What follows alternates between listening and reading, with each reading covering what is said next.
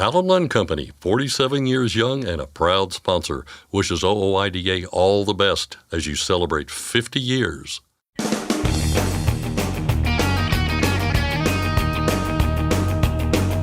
OOIDA, representing America's truckers since 1973, presents Landline Now with your host, Mark Redding.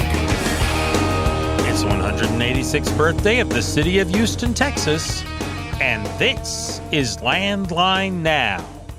We're in the month of June, and that means a new issue of Landline magazine is hot off the press.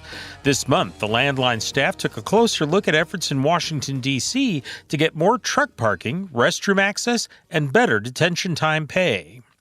A trucking center located at Interstate 70 and U.S. 40 in Illinois offers truck drivers a safe place to stop and park. Landline Now's Ashley Blackford recently spoke with the director of Road Angel Trucker Center to find out what else the 24-hour facility offers and why it's so important that drivers have these spots to stop at. And finally, the issue of broker fraud has reached epidemic proportions in the trucking industry, and some people in Washington, D.C. are taking notice. I'll discuss that, plus an effort in California to require drivers in autonomous trucks, with OOIDA Director of Safety and Security Operations, Doug Morris. But first, today's headlines. An FMCSA Advisory Committee on Safety is due to meet for the first time in more than a year and a half. A new study on marijuana legalization in the trucking industry makes some recommendations to federal regulators, and the state needing to remind people to wear clothes while taking driver's license photos. And now, the news with Scott Thompson. Thanks, Mark. FMCSA's Motor Carrier Safety Advisory Committee will meet this week for the first time since December of 2021. The committee, which consists of about 24 industry experts, will meet virtually on Tuesday and Wednesday to analyze recent crash statistics and provide safety recommendations. Tuesday's agenda includes opening remarks from FMCSA Administrator Robin Hutchison, analysis of commercial motor vehicle safety data, and a discussion of objectives for the agency's large truck crash causal factors study. Wednesday's agenda includes a presentation about the U.S. Department of Transportation's National Roadway Safety Strategy and a discussion about using stakeholder collaboration to improve commercial motor vehicle safety. The meeting is open to the public, and there will be a public comment period at 4 p.m. Eastern on both days. The American Transportation Research Institute is out with a new report about the effect of marijuana legalization on the trucking industry, and it is thorough. It includes a review of the latest demographic trends in marijuana legalization, an overview of research related to highway safety and marijuana use, and more, including surveys that provide insight from motor carriers and truck drivers. The ATRI study mentions two pathways the federal government can take in response to advancing legalization efforts. The first maintains the status quo, with marijuana remaining a Schedule I drug, the result being the removal of thousands of drivers annually from the industry following positive tests for marijuana use. The second pathway sees the federal government easing restrictions and possibly removing marijuana from the Schedule I designation, where the challenges would be identifying and putting in place protections for employers in safety-sensitive industries. Those include the development of a nationally recognized marijuana impairment test and impairment standards, as well as provisions that protect a carrier's ability to screen employees for drug use. For a look at the full report, we've got a link at landlinenow.com. A recall has been issued for more than 92,000 Navistar trucks and buses. The National Highway Traffic Safety Administration says it's over an anti-lock braking indicator light that doesn't come on during emergency stopping events. The issue affects 100% of vehicles with model years between 2021 and 2024. Those include International LT, MV, RH, HX, HV, and Lone Star trucks. NHTSA doesn't know of any crashes due to the defect, but a software update will fix it. Notification letters will be mailed out near the end of July. For questions before then, contact Navistar Customer Service. Operations at ports on the West Coast are reporting disruptions to start the week.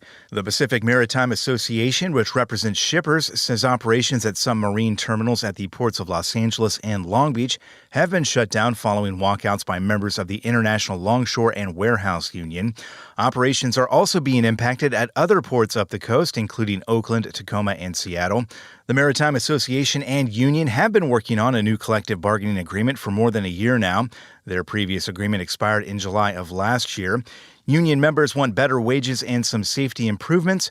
The International Longshore and Warehouse Union says their members deserve a cut of the $510 billion in profits that Pacific Maritime Association member carriers and terminal operators made during the pandemic. Arizona is the latest state to release the results from last month's CVSA International Road Check event. The Arizona Department of Public Safety says authorities did a little more than 1,000 inspections during the three-day enforcement blitz and handed out more than 2,300 violations. 77 drivers were placed out of service, along with 176 vehicles.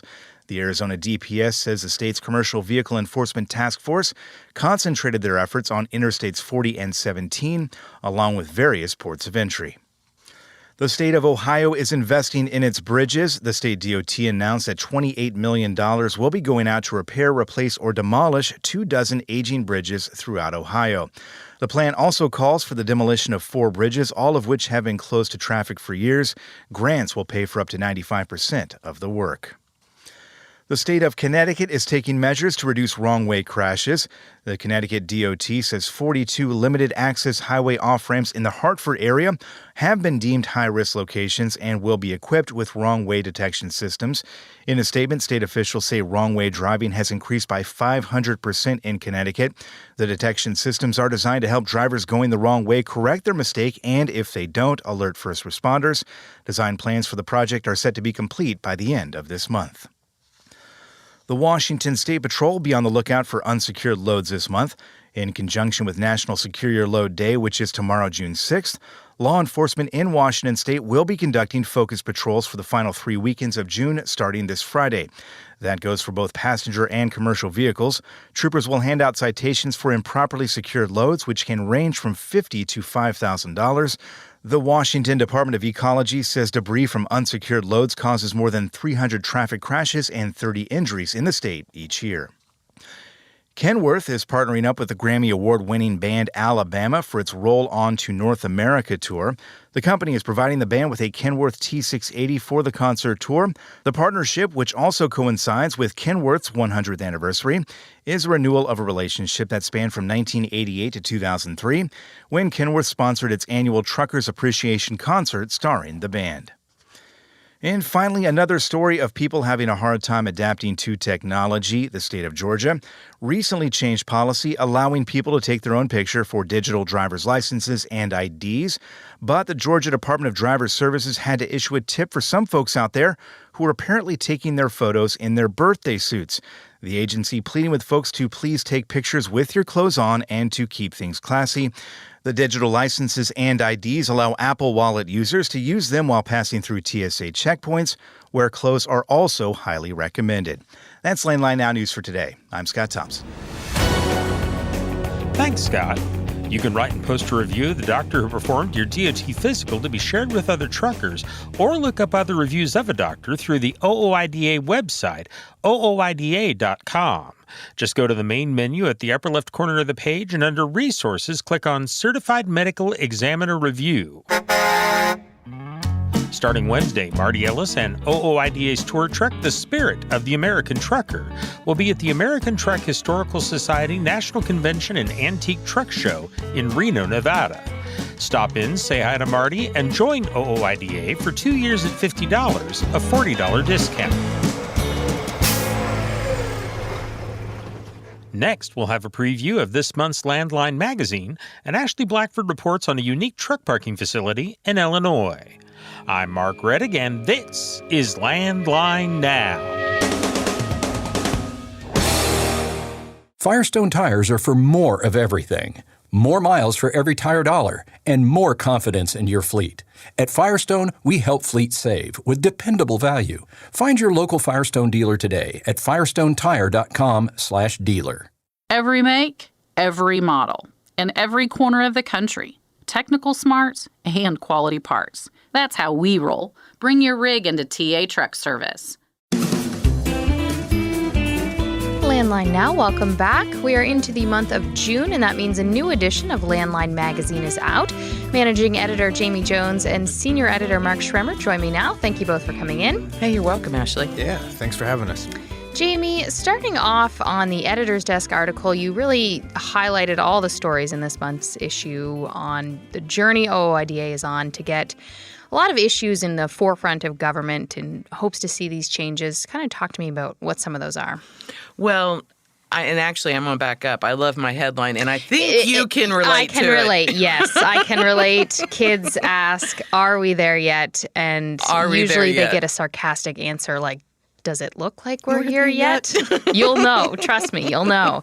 But yes, that is a frustrating question. Yeah, it was funny when I was working on this particular editor's page. I talked to Mark Schremer a few times, and I was like, I just feel like we are so close to having a bunch more examples to answer that question, what has OOIDA done for me? Because we hear it all the time at shows and stuff, and it's like, it's my version of are we there yet? Mm-hmm. You're so tired of hearing it. It's like you want to give that sarcastic answer, but you can't.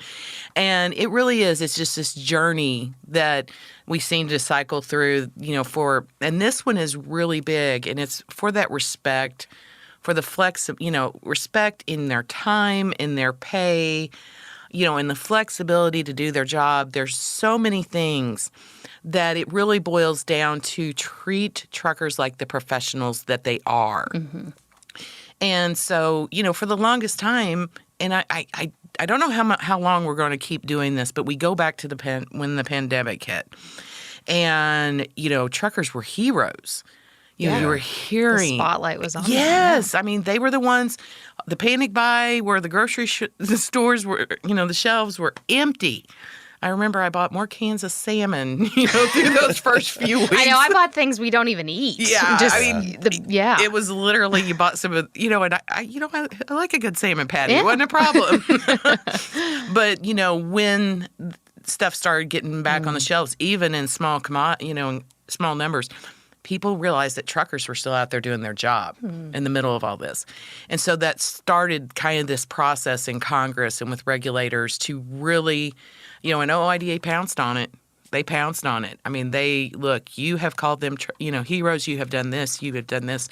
And they've used those opportunities to really highlight the problems that truckers face and the lack of respect and how regulators and lawmakers can play a role in fixing that. Mm-hmm. So now here we are on this journey. And so the question, are we there yet? Not quite, but boy, we've made a lot of progress. Mm-hmm. So that's kind of the answer that I go at on there. But I think the biggest one that everybody needs to read in this issue for sure is the testimony that Louis, our Executive Vice President, Louis Pugh, gave at the recent subcommittee, House Highways and Transit Subcommittee. Piggybacking off of what Jamie just said is, for the longest time after COVID, when we would listen into some of these congressional hearings, you would hear thank you, thank you, thank you. But based off of OIDA saying, okay, thank yous are nice, but let's get some things actually done for truck drivers. Now at this most recent hearing with Louis, there are actual bills out there that are addressing a lot of these issues, whether it's truck parking. There's a bill out there for $755 million to address the truck parking issue. That's getting real momentum. It's not quite there yet, but it does look like it's I guess closing in on the finish line. There is a bill out there to include restroom access for truck drivers. I mean, we talk about this. We thank truckers for all of these things. And then you look at it, there's still an exemption out there, no overtime pay for truck drivers. There's not a safe place to rest because there's not enough truck parking. They go deliver these supplies to receivers and then are denied the ability to use the restroom at that facility.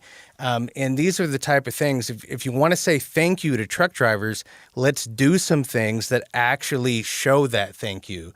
And it's really stuff, it's, truck drivers aren't asking for, crazy King's ransom stuff here. We're talking about basic needs, a place to sleep, a place to use the restroom, adequate pay. These are the type of things, and we are getting close to that destination. Wally World, we can see it now. The moose out front should have told you. It was that hearing, and we on the online version of this magazine, we do have video clips from that hearing as well. Oh, yeah. That you can see some of Louis' testimony and what he does. And I know there was one in particular that the lawmaker teed it up about the pandemic and what truckers did through that. And Louis' answer, I mean, you could almost feel some of them going, "Are you kidding me? This is what it was really like." And I just, those opportunities, you have to keep banging on them.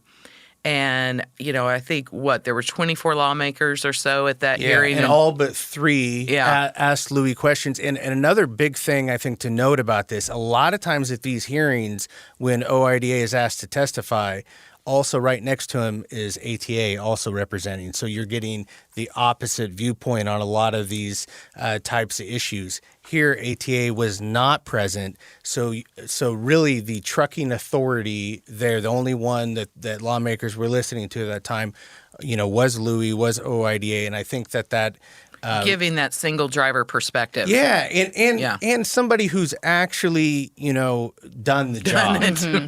And I do think that matters to a lot of lawmakers, and it should, because he's experienced a lot of these issues, and he's able to relay what members are telling the association every day. And you think, oh, these hearings are probably boring. But when you've got Louis on the mic, and I mean, the heart, the passion, the stories Absolutely. from our members, I mean, it's worth watching. It really is. It's always exciting when we have that opportunity to testify. And actually, on this particular hearing, Scott Thompson tagged along to D.C. and did some great radio stuff, and we can actually embed a behind-the-scenes piece that he did on what all it takes to get ready for these hearings, because it was absolutely incredible, and then we'll have that. Yeah. I'm kind of ratting us out. But we'll have a magazine version in July. But. Sure. Yeah, and another thing you mentioned, that those hearings being boring. 3 hours of it I can understand, but let us do that. We listen to the 3 hours, and we'll whittle it down, and we can give you those clips. That there's some great stuff, like Jamie mentioned, from Louis, but also some of the lawmakers gave some really kind of impassioned speeches. Jeffers Van Drew was talking about the overtime exemption and how truck drivers need to be paid. Representative Troy Nails of Texas really spoke up on the restroom bill and having the access. So, and we have a lot of those online now that you can go and watch those directly, those little 3-minute bursts, rather than having to watch the whole 3 hours. Yeah, that's why we're here. Or the super, give you the super cut. let me sit through the entire 3 hours. I'll read the 800-page piece of legislation for you, Just thank me later. This issue also covered the speed limiter fight, which has now reached Congress. But where are things now with that, Mark? Yeah. So, Josh Burkeen from Oklahoma introduced this, and basically what it says is called the Drive Act, and it is a piece of legislation that would basically block the FMCSA from moving forward with any rulemaking on speed limiters. To back up on that, if you guys remember last year, there was an advance notice of supplemental rulemaking that all the jargon. Yes, all the jargon. And then there'll be more to come, I'm sure. But so last year it did not actually set a speed, but they basically made their intentions that they plan to have a requirement on most commercial motor vehicles to have a top speed on them. Now, that could be 60, it could be 65, 68, we're not for sure. The agency is likely later this summer or early fall plans to do the notice of supplemental proposed rulemaking, and then we'll know that top speed. But what this bill would do would basically just Of what stop they're all that. proposing. Of what they're proposing. Let's just be Yes. clear. This isn't a final rule. Sure. Yeah. This is the We're notice still all of in proposal Yeah. Notice stage. of proposed rulemaking. But basically, what this bill would do would stop all of that. So it would make that process moot. And it's starting to get some momentum. I believe the other day, I wrote a story earlier this week that I think they were up to about 13 co-sponsors. Now, that's mostly partisan support, just Republicans so far, but I think that they're working, trying to get across the aisle to basically explain and understand this issue. And it's a states' rights issue in a lot of ways. It's a safety issue. There's legitimate concerns when you look at that some states have speed limits as high as 85 miles an hour. And, if you were to make it 60 miles an hour, that is a huge difference in the flow of traffic. I mean, just today, driving here to work, I was at 75 miles an hour, and I got blown by like I was not moving by a couple of cars that were easily going 90, 95. So you're going to have trucks that are kind of just sitting, moving targets there. This is something that I think more people are starting to understand, that this isn't just, I want to go fast in my truck. It is a safety issue. There's a lot of reasons why this bill makes sense.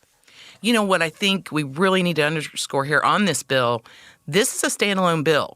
If it gets passed into law, that's it. FMCSA's hands are tied on trying to go after another speed limiter mandate. The only way they could unring that is for a different Congress to put it back, reverse this action. So this is where you call your lawmakers, get them to sign on, explain to them why this bill is so important. Pick your issue. Mark just gave you about 8. Pick your reason, but get your lawmakers to sign on, and let's get this bill moving, because this is the best thing to put as much of a permanent stop to it is to get this into law. Mm-hmm. And lastly, last month, OOIDA held its spring board meeting. Mark, what were some of the highlights from that? Well, one of the things that was talked about there was speed limiters, but I think the big thing, and it goes into basically the whole discussion that we've had today, is that a lot of times when you ask that question, what has OOIDA done for me? A lot of times it's things that you don't see because the association has been playing defense. We block something from happening. Yeah. And speed limiters, for instance, would have happened a long time ago, right, more than likely, if OIDA wasn't around. Recently, on these bills that we had talked about, OIDA has been playing offense, and that's with the things with like the truck parking, restroom bill, overtime exemption, those type of things. That was a big focus of the board meeting this time, is all the things that the association is working on, trying to get across the finish line. All right, awesome. Well, thank you both for coming in and talking to me.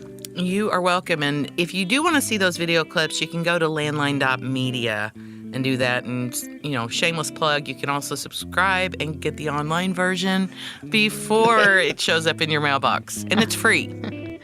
Our thanks to Jamie Jones and Mark Schrimmer of Landline Magazine. You can check out landline.media for the latest from the trucking industry. If you have a news tip, you can contact us through our website or call 816-229-5791. For Landline Now, I'm Ashley Blackford. We'll be back after this.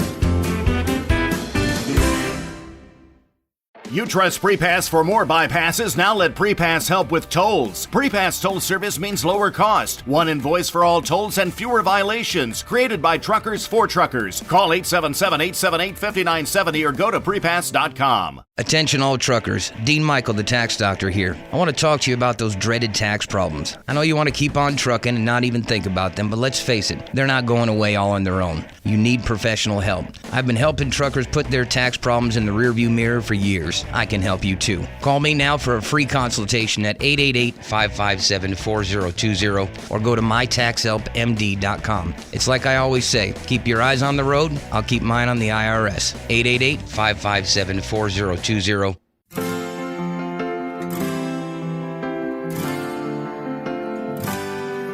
Landline Now, welcome back.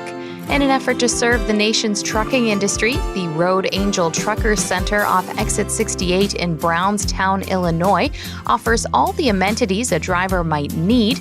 Mark Hewitt is the director and executive chaplain. He joins me now. Mark, what is the Road Angel Trucking Center? The Road Angel Trucker Center is actually the building that we use here at the Association of Christian Truckers. And we have kind of changed our branding this year to reflect more the Road Angel Trucker Center because that's where everything happens. What all do you offer? Free parking. We have 50 paved, well-lit spots and free laundry, free showers, and snacks and coffee. Now, that's all available 24 hours a day. From 6 a.m. till midnight, we have somebody on duty, and we can usually feed you one way or the other. We have breakfast in the morning with Chef Eric, who's very good. Then we have at lunch, we have leftovers. And then at 6:30 at night, we have a regular dinner meal. When did this all start? The Association of Christian Truckers was incorporated in Pennsylvania in 1979, but Jim Keys came to the Illinois area in the early 80s. I'm not exactly sure, like 83, 84. And then this building, the Road Angel Trucker Center, was built in 1985. So it's been operating ever since then? Yeah. When it first started, we had 3 mobile chapels that used to go around to different truck stops, and they would stay for a period of time, and then they would go to a different one. And the building was built to be a pole barn to work on chapels and do maintenance on the trucks. But it quickly turned into a place where drivers came because the chaplains that were on the road, they began to tell people, well, you need to go and meet Jim Keys, who was the founder. They said, you need to go and meet Jim Keys back at the Road Angel. So the drivers started to come here, and then as the CB went back then, word got up and down the road, and pretty soon they were filling up the parking lot. So they thought, well, we better build a kitchen. We got to feed them. And then it just kind of grew from there. Now we have a sanctuary, a kitchen, driver's lounge, office.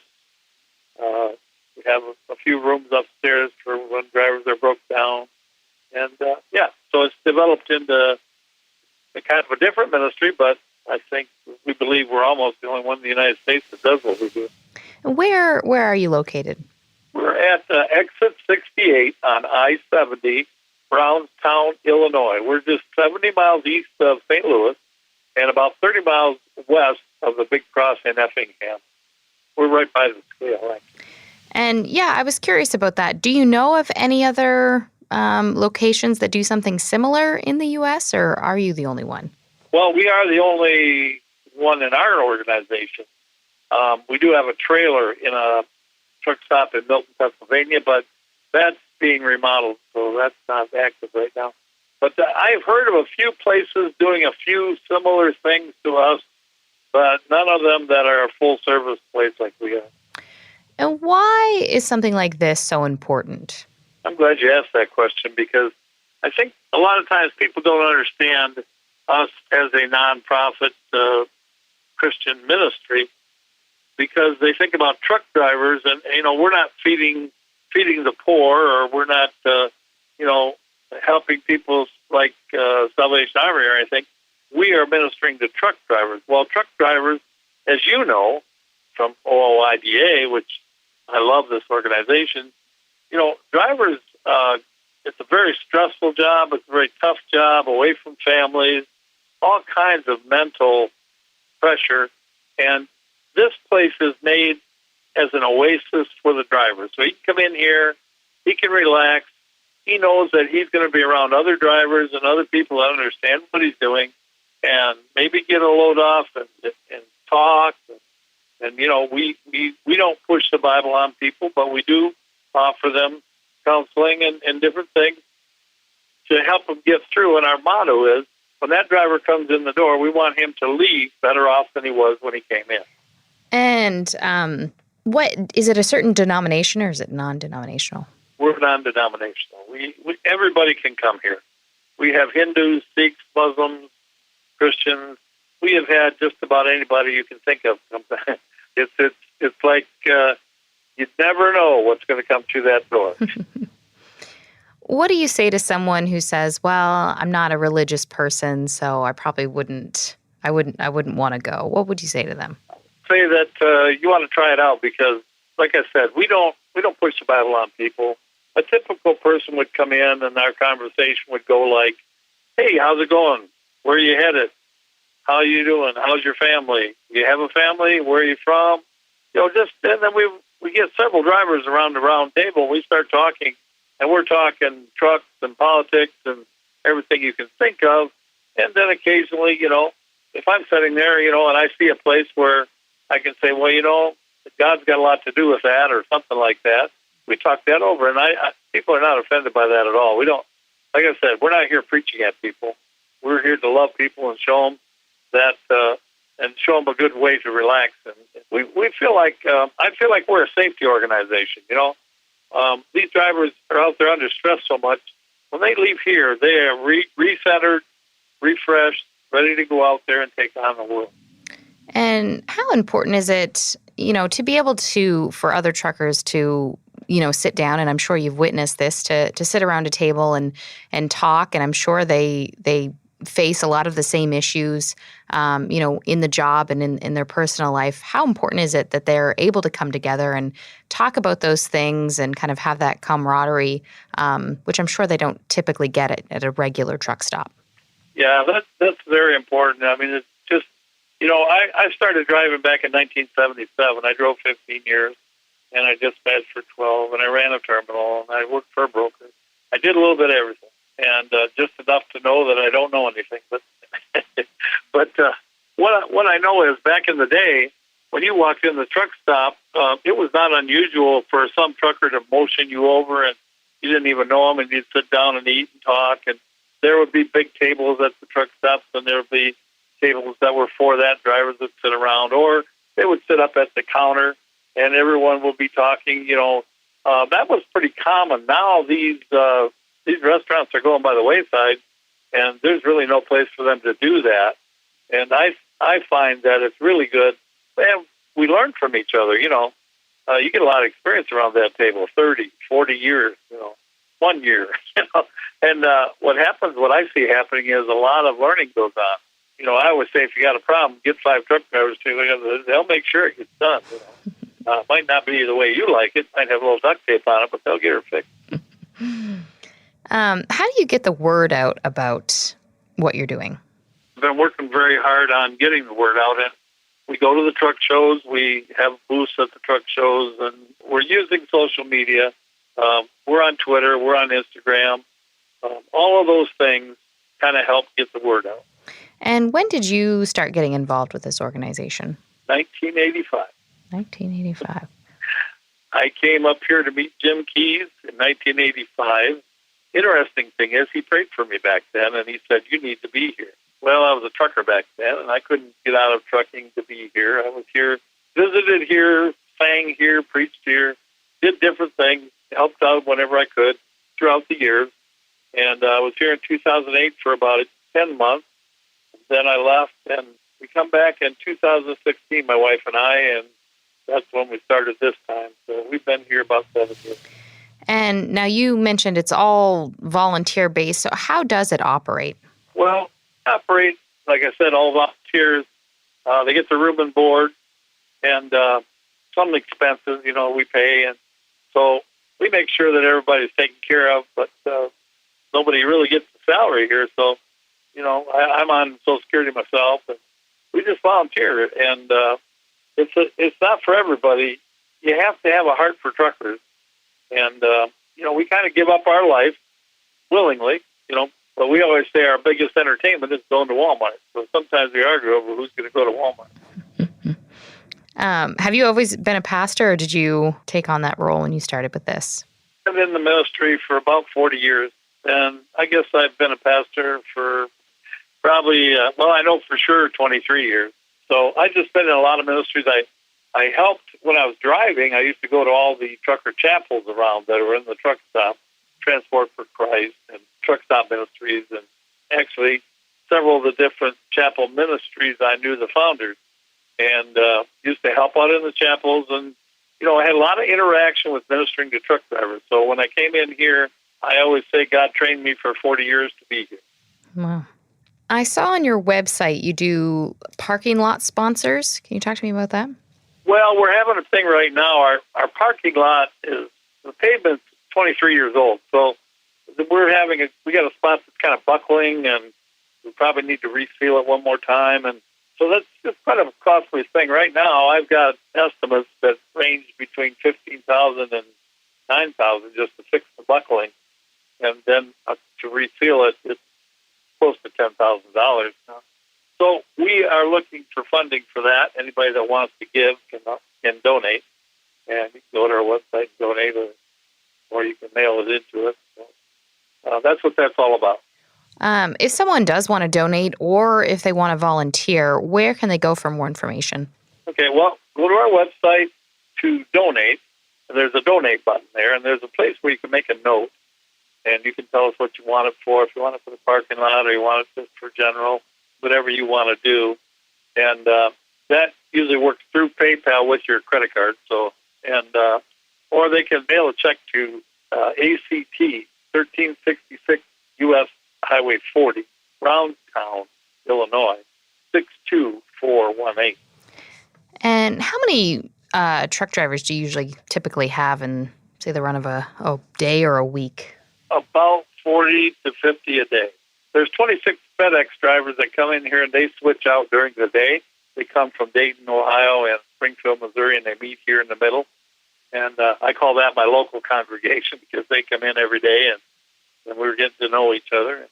And then we have usually 20 to 30 over-the-road drivers. It keeps us busy. There's only 4 of us right now volunteering, and we could always use more volunteers. Oh, and I was going to tell you, if you do want to volunteer, the best thing to do is to send an email to Association of Christian Truckers at gmail.com.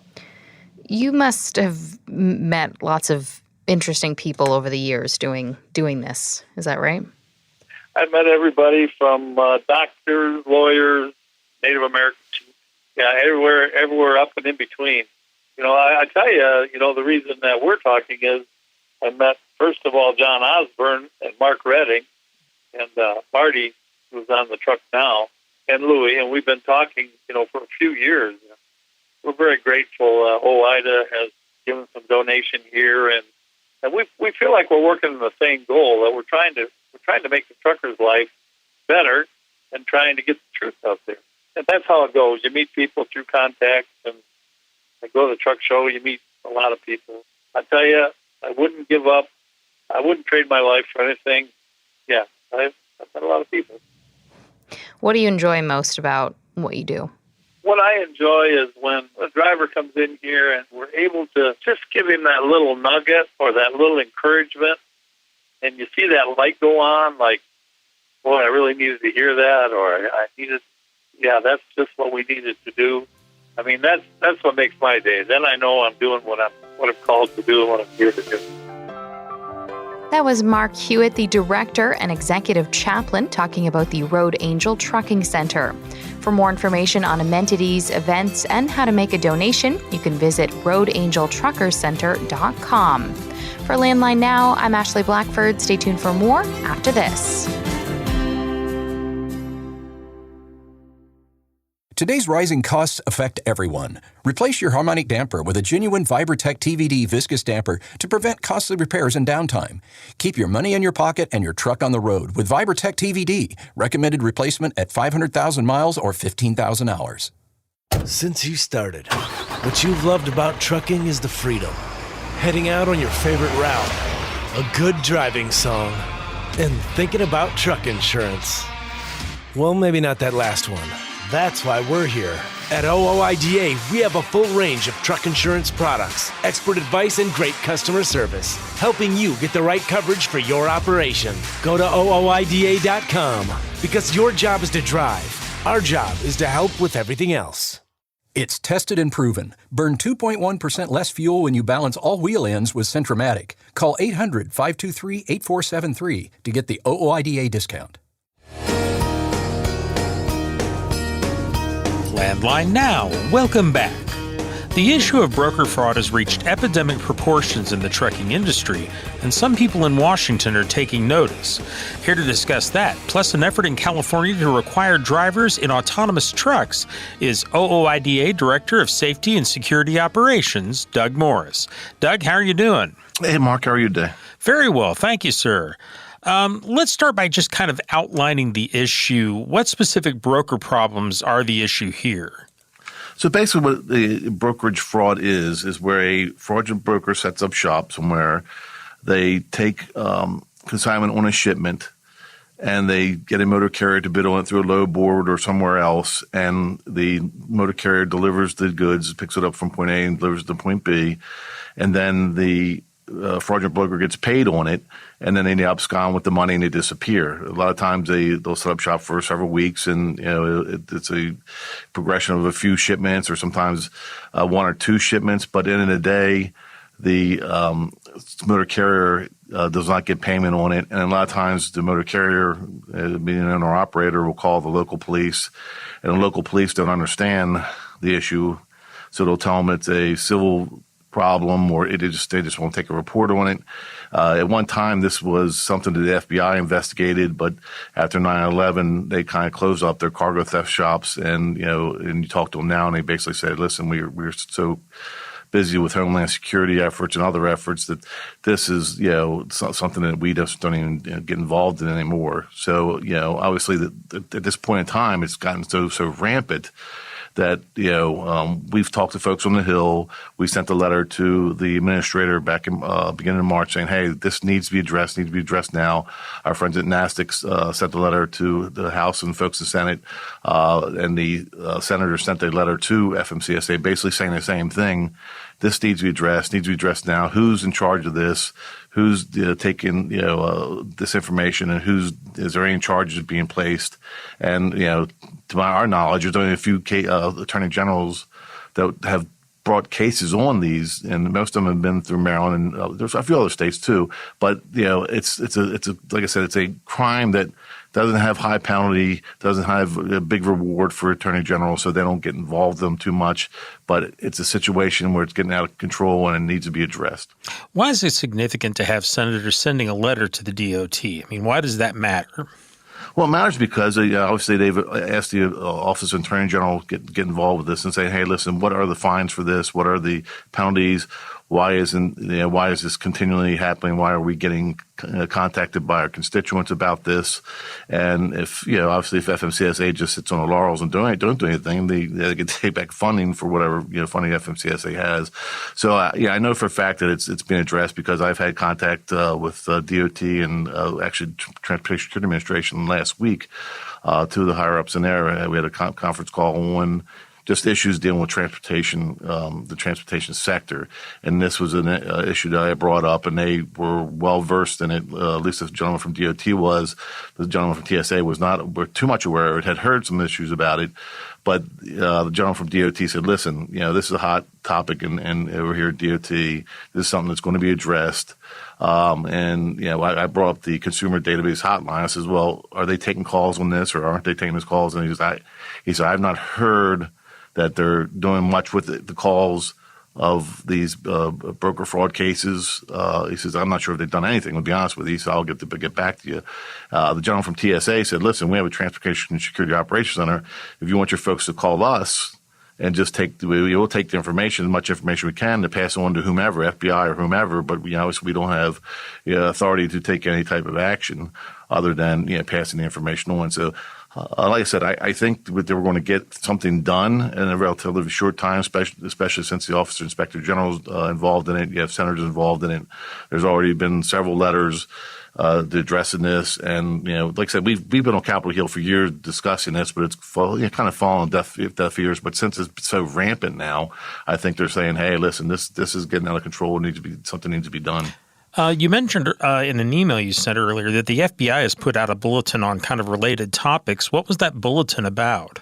Well, basically the same thing. Like the FBI had analysts sent out, and that's what they said. Because I called FBI. I said, "Listen, you guys sent this out. Why can't you go ahead and start, charging on this?" And then they said, "Well, to reiterate what I told you, previously." But the analysts put this together, saying, "Hey, this is a situation that's is coming up top in our levels of crimes."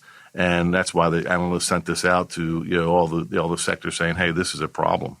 Let's move on to another topic here, Doug. We got a little bit of time left, and I know that you wanted to talk about this. In California, a bill called AB 316 that's very interesting and very pertinent to things going on in trucking right now. What would that bill do? Yeah, so the bill has actually passed the House, and it was read on the Senate June 1st. And if passed, it would make it a law that anyone operating an autonomous vehicle would have to have the required license for that particular vehicle. If you had a Class A truck, you would have to have a Class A license, a CDL. And if it was going interstate, you'd have to have be an interstate compliant. And also, if you're involved in an accident, they would have to report it back to the Department of Motor Vehicles in California. A lot of these accidents that happen out there, are not being reported. And also, if the accident occurred, was it during a time of autonomy or was it the driver in control? And there's some stipulation that we sent a letter in support of this. Obviously, we've heard of situations where some of these folks that are behind these wheels, all these tractor trailers, don't have CDLs or have lesser class licenses. So obviously, we sent the letter supporting AB 316, and we suggest our members out in California call and support it as well. And in that letter that Todd Spencer sent to California lawmakers about this, he mentioned a number of different areas of concern with this. I'm wondering if you can kind of give us a few examples from that letter. Well, when you talk about autonomous vehicles, there's all kind of concerns. It's not proven technology, as we know. And it seems like there's nobody out there really policing the autonomous trucks. And if you look, obviously, I think we can post a letter, but it goes into particulars on a lot of things when you're dealing with autonomous vehicles. How is the bill doing so far? Like I said, it passed the House a couple weeks ago, and almost unanimously. And it's right now it was read on June 1st on the Senate floor, and it should be debated, and it should be voted on sometime soon. I'm not sure exactly what date it is, but it should be voted on. We're assuming it will pass the Senate, and we're hoping that the governor signs it. Is there strong opposition from anyone to the bill? Not very strong opposition. Obviously, there's when you're dealing with these tech companies, they have a way of doing things behind the scenes with legislators and regulators, and it seems like they squeak by on things. So, there is some opposition, but not a whole lot. Okay. Well, Doug, is there anything else on this topic that people need to be aware of? No, I think I pretty much covered it all. Okay. Like I said. Sounds good. Yep. Thank you very much, Doug. All right. Thanks, Mark. I've been talking with OOIDA Director of Safety and Security Operations, Doug Morris. And folks, if you want to make yourself heard on any of the issues we discuss on the show, you should call the people who represent you at the state and federal level. Now, you can get contact information for all of those people by going to the website fightingfortruckers.com. Again, that's fightingfortruckers.com. Just scroll down on the main page to where it says Find Officials and enter your zip code. The site will look up information for your federal and state elected officials. And you can also write a letter right there on the website to your federal representatives. Again, that's at fightingfortruckers.com. And of course, we always urge you to call your members of Congress about these important issues. And you can do that through one phone number, the U.S. Capitol Switchboard. That's 202-224-3121. Provide the operator your zip code and they can connect you directly to the office of your senators or your U.S. congressman. That's our show for today. Thank you very much for joining us. I'm Mark Reddick, and this is Landline Now. Penske owns and operates some of the best-maintained vehicles on the planet. Our used trucks come with a 5-year maintenance report and pre-sale inspection. So if you're in the market for a top-quality pre-owned truck, look no further. Search our inventory today at PenskeUsedTrucks.com. I'm a dad. A son. A husband. Wife. I'm a writer. Photographer. I farm. I'm a veteran. I love old cars. Fishing. My kids. Chrome. And I am a professional truck driver. And together we are OOIDA. OOIDA was founded by truckers to stand up and speak on behalf of truckers. We've done that by combining the individual voices of our members into a single, powerful voice. Protecting your interests, defending your rights. Join us! Make your voice heard. Join OOIDA, the Owner-Operator Independent Drivers Association. Call 1-800-444-5791 or visit OOIDA.com.